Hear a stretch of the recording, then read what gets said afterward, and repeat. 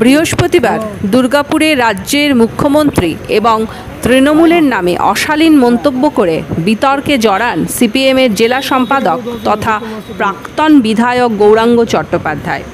শুক্রবার তার বিরুদ্ধে দুর্গাপুর থানার সিটি সেন্টার ফাঁড়িতে লিখিত অভিযোগ দায়ের করলেন দুর্গাপুর আদালতের আইনজীবীদের একাংশ।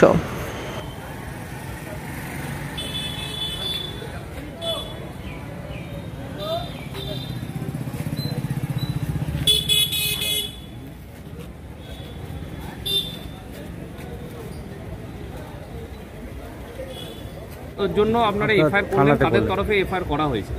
গতকালকে গৌরাঙ্গ চ্যাটার্জি নামে সিপিএমের এক নেতা, তিনি এক্স এমএলএও বটেন, তো তিনি দায়িত্ব জ্ঞানহীনভাবে অ্যাজিটেশনের সময় একটি মন্তব্য করেছেন, যা পশ্চিমবঙ্গের মাননীয় মুখ্যমন্ত্রী মমতা বন্দ্যোপাধ্যায়ের প্রতি অবমাননাজনক তথা তৃণমূল কংগ্রেস দলের উপরেও অবমাননাজনক।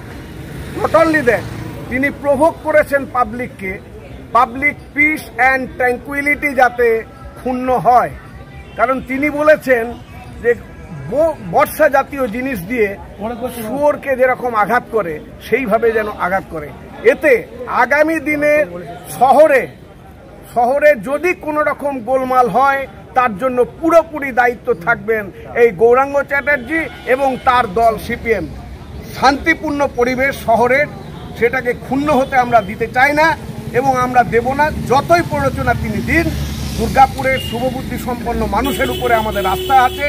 তিনি তার রুচির পরিচয় দিয়েছেন, যে অবমাননাজনক ভাষায় কথা বলেছেন এবং যে ধরনের অপমানজনক ভাষায় কথা বলেছেন, একজন সংস্কৃতি সম্পন্ন রাজনৈতিক দায়িত্বশীল নেতার পক্ষে এ কথা বলা একেবারেই উচিত বলে আমরা মনে করি না।